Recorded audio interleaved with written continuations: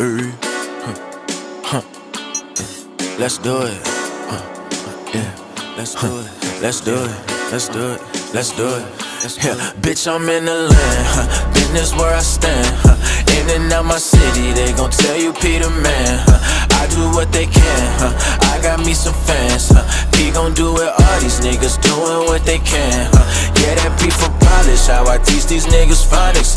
Subject and the predicate. I pop my shitty bonnets. Catch me at your college. I be poppin' hella knowledge. Bitch, I'm reinvented and I'm better P bionic. Yo, how y'all feeling today, man? You tuned into the Man What interview. I don't know what to call this shit. We was just talking about this shit. I haven't named this yet, but this is Man What presents Simba P. How you feeling today, Simba? Yeah, I'm feeling great, man. You know, big G So energy, getting ready for fatherhood and shit. Oh, you close as fuck to that shit. Close as hell, bro. Like, it just hit September. My baby will be here in November 8th is what they said. So it'll probably be like the end of October, November. So I seen that you made the baby's crib. Yeah. I seen that on IG. It's actually not a movie. How long did that shit take you? Bro, it pissed me off. I ain't gonna lie to you, cause I was thinking it wasn't gonna take that long. But the first run through I had, I put the little you got the side where the holes are, so you can actually put the little the screws in. The screws in. Yeah. So I did that shit on the opposite legs. So I had to break that whole shit down again and do it. Yeah. It took me it took me half the fucking day. So when I got that shit done, nigga, I was geeking. I was happy as hell, bro. For real. But no, it was a fun little project. Frustrating as fuck, but Where'd you get it up? Where'd you get the crib? Oh, the registry, shit. We, one of my homies or family members bought it, you know what I'm saying, for the baby shower and shit. Use your friends and family. Please call upon your village for your shit. If you are having a kid, that shit really helps. Save you some bread, and your village do want you to have a healthy baby and a healthy family. So, call on that. Most of the time. Most of the time. I don't know your situation, but you gotta say that because some people don't have that village. You right.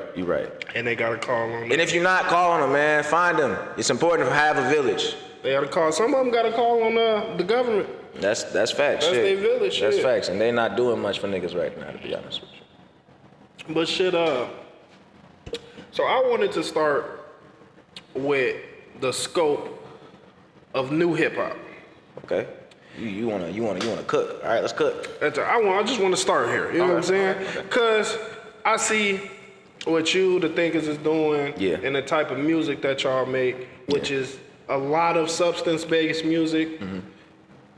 And I've been seeing the return of substance in mainstream art right now. Heavy. Clips, Chance the Rapper. We love it. Both of those projects hitting hard. Joey Badass just dropped. Yeah, did he just drop the album, or did he just drop the album? He just dropped the album. I gotta listen to it. I heard that Dark Aura shit, but too much festivities. It's a lot going on. It's a lot going on. Plus, I'm trying to keep up with all the music right now. It's a lot of hard shit, bro. It's a lot of hard shit. Freddie Gibbs, exactly, bro. Shit. Earl Sweatshirt just dropped too. I need to tap into his shit. You know what I'm saying? I did listen to that one. Yeah. I ain't listened to it yet neither. I think I got 2 tracks into it, and then I had to start handling business and shit. But yeah, it's been a lot of fire music right now. How does it make you feel about substance coming back? Because just being a substance rapper yourself, is it more hope, or how does it make you feel about the current state? It's a shift. I think that's kind of where I'm at with it, and I understand it to be. It definitely brings hope to my eyes in terms of that hip hop is dead conversation. I hate having that conversation with niggas because it's an ever evolving thing to me type of shit. And there's so many different spectrums of hip hop because there's so many different spectrums of being black, because you know what I'm saying, that's really where it originates from, black culture. So for me, I feel like getting back to that substance is really just, it's not a new thing. It's just But how do the you other think aspect that, my bad, the other spectrum of that being highlighted in terms of like this one thing that the industry and the media has pushed to represent hip hop and i.e. black culture for so long, because there's so many different ways to be black and there's so many different types of black people, you know what I'm saying? So it's like, I'm just saying, how do you think that affects your career specifically? oh, for me personally, I mean, I think it's going to put eyes on us a lot. Like specifically, people like me, people like the great thinkers, a lot of people in Chicago right now too. To be honest with you, so yeah, I think it's gonna help aid my trajectory more than anything, because we're seeing this boom of substance, seeing this boom of concepts and shit like that. Even then, like pushing albums and rollouts and songs matter now. You know what I'm saying? So like, these are all the veins of things that I really love to do in terms of like my creativity. I love to create a world for motherfuckers. I love to tell a story. I love to give you something. You know what I'm saying? So like, the Tyler, the Creators of the world, the Kendrick Lamars of the world, the Doechis of the world, you know what I'm saying? These are the people who are getting their shine now, you know what I'm saying? Like, and don't get me wrong, like, again, there's a place for all of these different spaces of hip hop, you know, your drills and your traps and all that stuff. That's a real element that we all know and love, you know what I'm saying? Like, now, is it the only element? No, you know what I'm saying? Of rap, really, hip hop is a bigger thing. It's a bigger conversation, because rap is one element of hip hop. But yeah, bro, I think for me personally, yeah, this is my bag. This is the shit that I love to do. You know what I'm saying? Do it make you feel like that you need to drop? I mean, I think that you need to push an album by this year or coming next year while hip hop is in this thing? I don't think it's something I need to do. I think it's something that I've already aligned myself with in what I've been doing type of shit. Cause I mean, like for me, I never really stopped working, bro. Like, so it's like for me, like I'm always putting out music every year or every so often. I got my hands in so many different things. It's not, if it's not just my project, it's the Great Thinkers or working on campus culture with L.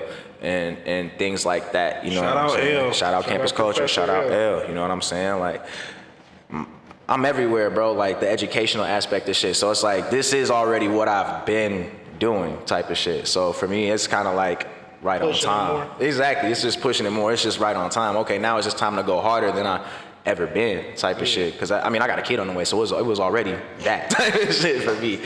So I mean, for me, bro, hip hop being in this space is really just something I anticipated already. I kind of seen this zeitgeist and this shit happening last year type of shit. You know what I'm saying? I was already making shit like P 2-3 years ago. You know what I'm saying? Like, I've been, the way that I create is shit, 9 times out of 10, the shit that y'all hearing now, I was already working on a year or two ago. Some shit is like fresh and new, but like as far as like full concepts and projects, that shit takes years to develop type of shit. So for me, bro, it hits when it's supposed to hit, as far as like pushing albums and things come out, and everything like that. The process comes when it comes type of shit. So for me, like, it's the right moment and waiting on that right moment. So for me right now, yeah, the moment is here in terms of pushing the music that I'm pushing. So like, yeah, drop money spread, you know what I'm saying? Like, yes, I'm talking about making money, but it's deeper aspects to that song if you're listening to the words, you know what I'm saying? The beautiful thing about music is vibrations, frequencies. I know how to play with that. So I know how to move y'all, and I know how to make y'all think about shit with my words too. You know what I'm saying? So. Okay, one of the questions I had was, I was thinking about, I'm gonna tell you how the question came up with me first before I ask it. So I was thinking about how I interact with music, what makes me go back to music, what makes me connect to certain artists that I mess with. Whether it be you got me thinking, bro. My bad. I'm gonna spark up again. So when I was thinking about that, I was thinking about Famous Dex. We was just talking about this morning. How he came in and he was like one of the first swag rappers from Chicago. Niggas not really swag rappers out here. Niggas either be, you know what I'm saying, on some drill shit or on some conscious shit. To me, this is what I see when I see Chicago music. Okay. I'm not from here. Let me get that out the way. I'm also not from here. I've just lived in the culture for a while. And when I talk about it, it's from my outside view. The people I know from Chicago that rap is either on consciousness or they on drill time, man, or street concept. but given that But outside swag music, rap, I didn't see a lot of it go famous, at least blow up. Like, how many Chicago swag rappers do you know off the top of your head, other than Famous Dex? that's a great. I mean, that's a great question. Because I mean, for me, I guess that's not necessarily a lane that is touched on out here that we necessarily see get pushed a lot type of shit. Yeah. But that's also ties back to that narrative of, you know, again, you having that outside perspective of Chicago, me living here for the past few years and having an understanding of like what it was and what it is now type of shit. That's where we can get into that conversation of how the industry pushed Chicago music, how the media pushed Chicago music of it just being that style. We don't necessarily know those artists who are doing stuff outside of that because they weren't being pushed. You know what I'm saying? Or they weren't being sought out. You know what I'm saying? I can still say the first mainstream. That's a real perspective. The first mainstream Famous Dex artist, the first mainstream swag artist to be pushed was Famous Dex.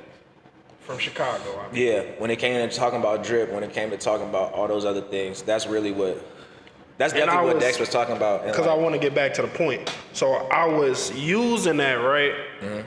And I was thinking about how I connect with music. And that was one of the reasons I connected to Famous Dex. Because that's the first nigga I seen from Chicago doing that type of shit. What's tell you, you know what I'm saying? Because it was different.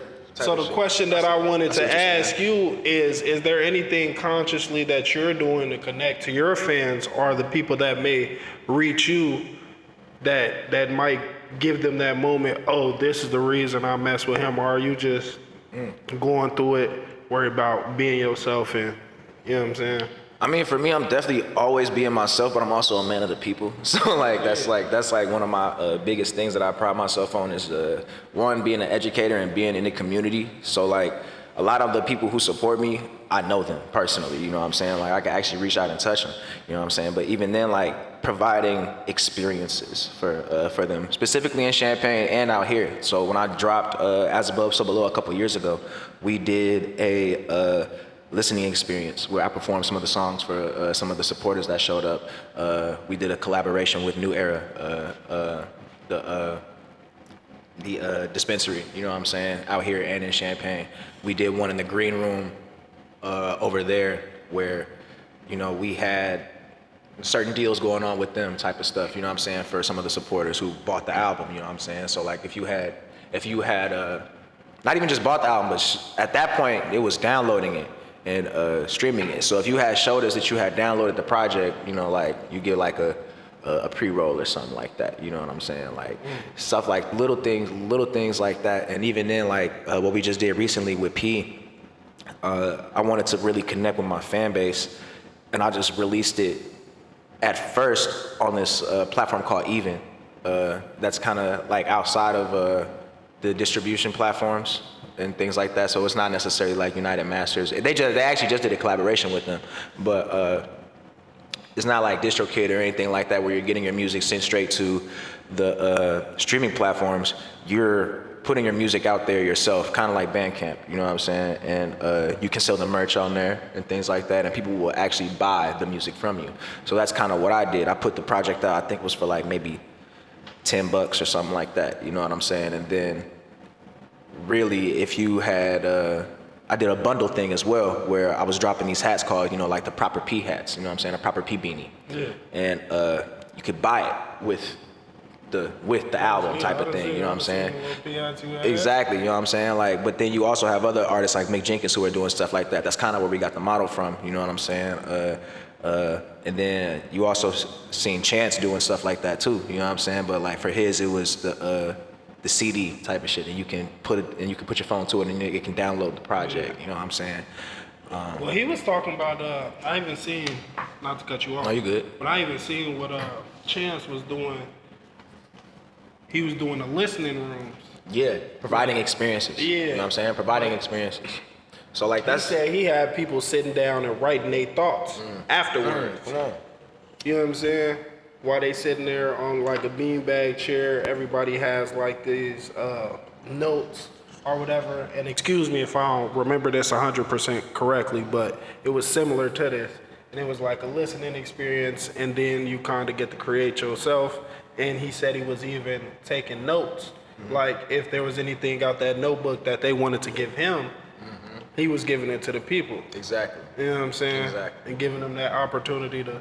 Exactly. So like just for me, like that's kind of how I live my life already. You know what I'm saying? Like in terms of like being down here with the people. You know what I'm saying? Like talking to these people. I literally teach their kids a lot of the time. You know what I'm saying? So when I go to Champaign and we do the Illinois hip hop camp, shout out to them. You know, like that's not just me being some rapper from Chicago or in Chicago now, because now I get called a Chicago rapper. You know what I'm saying? Like, that's not some Chicago rapper coming to Champaign and working with these kids for a week. Nah, those are my cousins. Like, you know what I'm saying? Like, those are my friends' cousins. You know what I'm saying? Like, it's real community right real there. Connection. It's real connection. So it's not just me putting this music out and doing these things. It's so much deeper than the music. You know what I'm saying? For real. It's about, man, Kendrick said some crazy shit on a project. I'm not in the music business, I'm in the human business. And that's kind of what I started to understand. Like that's kind of where my place sits in all of it, because I'm not just making music and promoting it to people. I'm an educator as well. You know what I'm saying? I'm teaching these kids through this music. You know what I'm saying? Like I'm teaching adults through this music. I'm healing through this music. You feel me?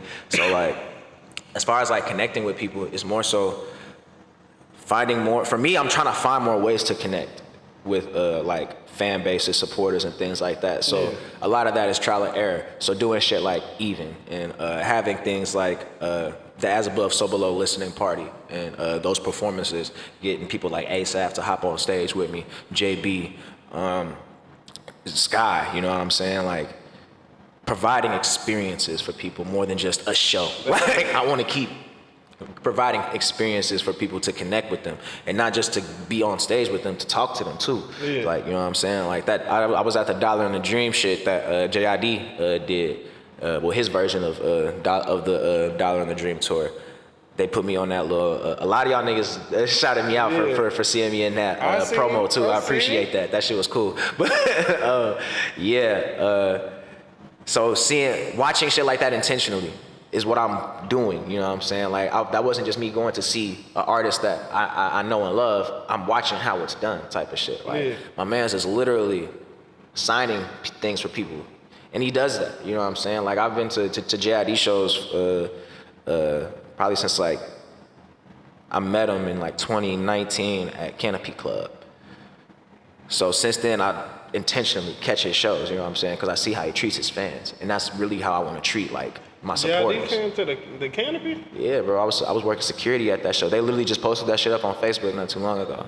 Damn, I never seen him at that bitch. 2019, I wasn't down there, though. I was in South Carolina. Yeah, bro. Like, he man, I got to meet him. He gave me the coolest advice, bro. Like, it was cool as hell, man. Like, so he was very humble and down to earth. But, like, those are the things that I do to, like, learn how I can connect with fans. I go to concerts and I go to shows, but I'm studying. Like, I'm having a good time, but I'm watching. I'm looking at how the merch work, how Kendrick performed, you know what I'm saying? The ins and outs of all of that. Who do I need to talk to, and all those other things like that to learn more. You feel me? Like, so little shit like that is like how I expand what I'm already doing. So, in terms of connecting. So I want to keep connecting with everybody. So, you know, reach out to me. I'm gonna talk to you. All right. So I wanted to talk about When I Seen You and Motherfucking Power. How did that come about, my boy? How the fuck did that come about? Because I'm just sitting, chilling in the crib. I think I'm watching, you was on Raising Canaan, right? I was on Force. Chicago, I'm tweaking. Chicago show. Not Raising Canaan. Excuse me. I remember seeing this shit, and when I was in my living room looking at that shit, I'm like, damn, you don't even know what's going on right now. Man. Like, Man. the motherfucker that's with me ain't from Champaign. They don't know nothing about what they seeing, but they know they seeing something right now. I don't know, bro. And I seen it.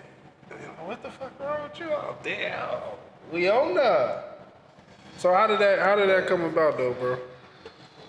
Man, to hear you say that just kind of put it in perspective for me for when people was hitting me up about it.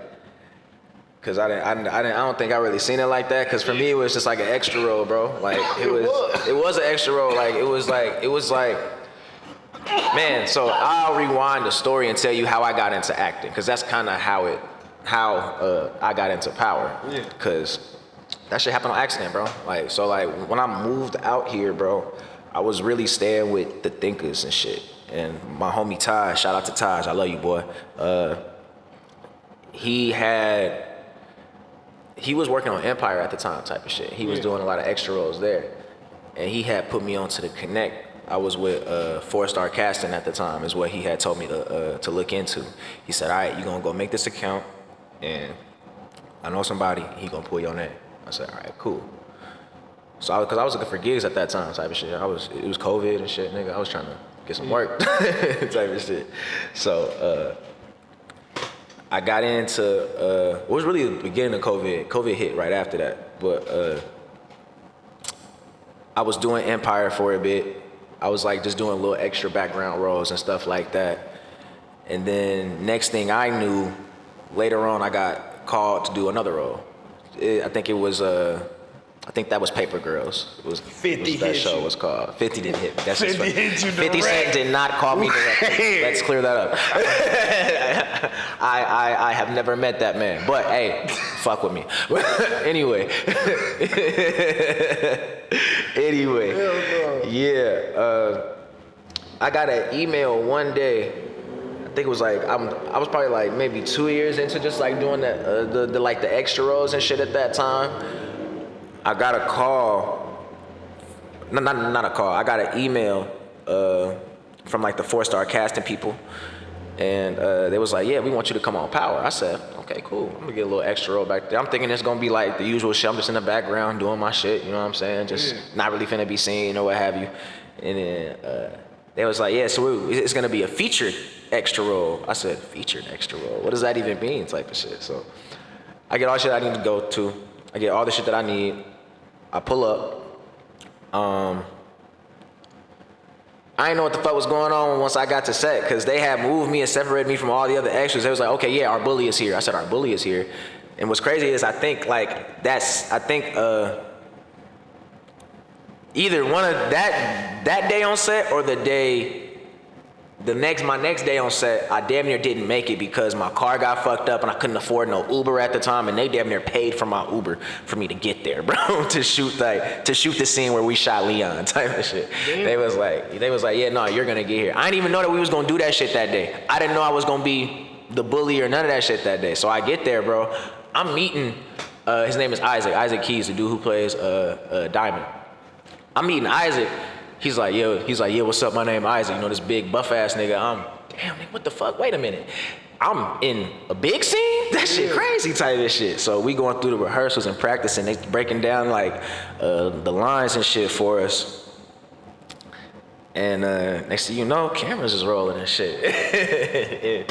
and that was my little. What did that set look like? I know that's an expensive ass set. We was just outside, bro. We would literally go to like places in Chicago. Like we shot one at the Regal.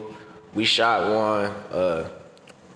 I'm forgetting where the exact street and everything where we was at, but the little barbershop scene that we was pressing Leon outside of, that's like an actual like spot. But I don't think it's a real barbershop. I think they just made it that way for the How many times you shoot that same scene?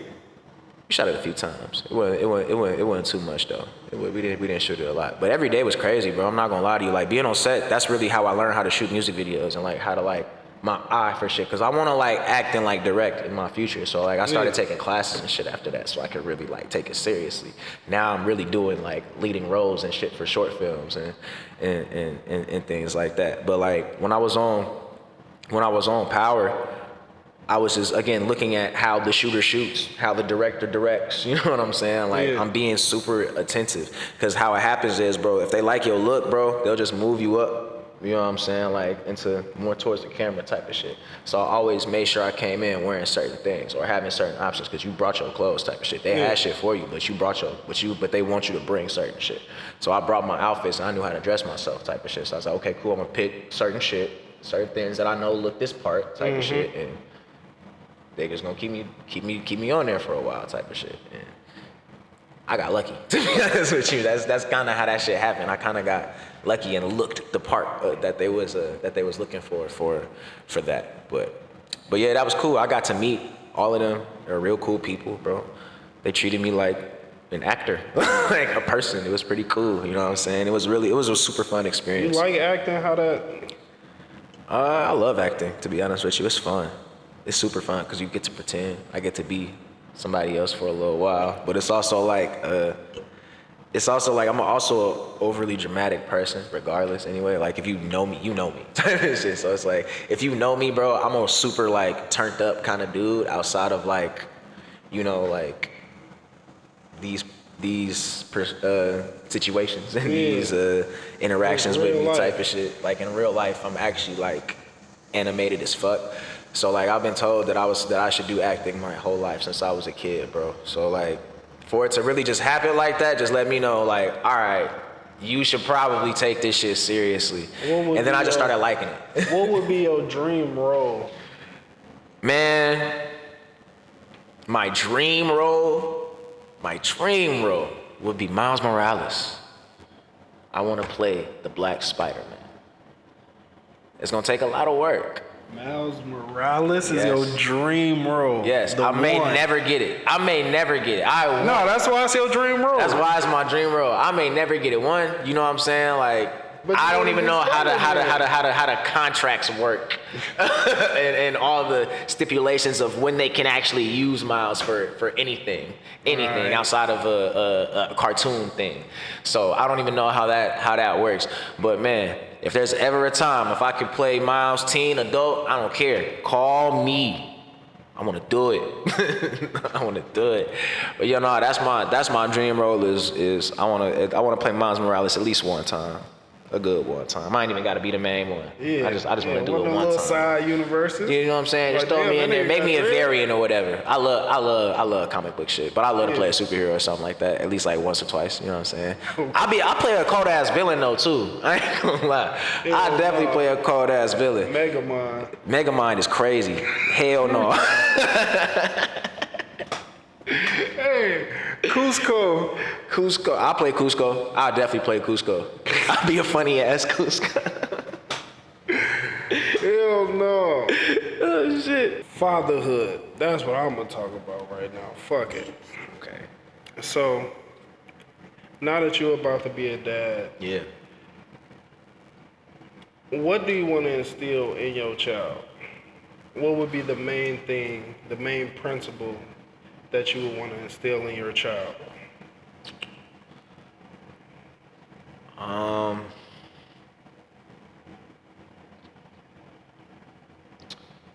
Man, it's a hard question, actually. I love that question though. I think for me, bro, I really want my child to believe in themselves more than anything else and to be self-disciplined more than anything. I feel like if they have those two things, they'll be okay. That and like discernment, knowing like those three things. They have those three things, they'll be okay. Yeah. Like never ending, undying belief in whatever it is that they know for themselves. Good like discipline in terms of themselves, not like I'm gonna discipline you, but not like like self-discipline, like knowing what not to do, when and when not to do it. You learn once, okay, I don't need to go through that shit again. Like, you know what I'm saying? Like discipline. And then having discernment and then like decision making and like making certain choices. Like one thing I really want to teach my kid is to understand your choices are like ripple effects, bro. Like for real. Niggas don't think about it, but like one choice really leads to another choice. And when you look back at the web of all the choices you made, you get to where you are right the fuck now. Yeah. You know what I'm saying? Like, That's something I want to teach my kid early, because ain't nobody teach us that shit. Ain't nobody teach us that shit. Well, I ain't gonna say that. I'm gonna say shit. Sometimes They tried. We wasn't listening. But we wasn't listening. Some of them tried. We wasn't listening. But we ain't get the message. We ain't get the message. But yeah, I think it's definitely that. Understand the ripple effects of your choices. It's really like that.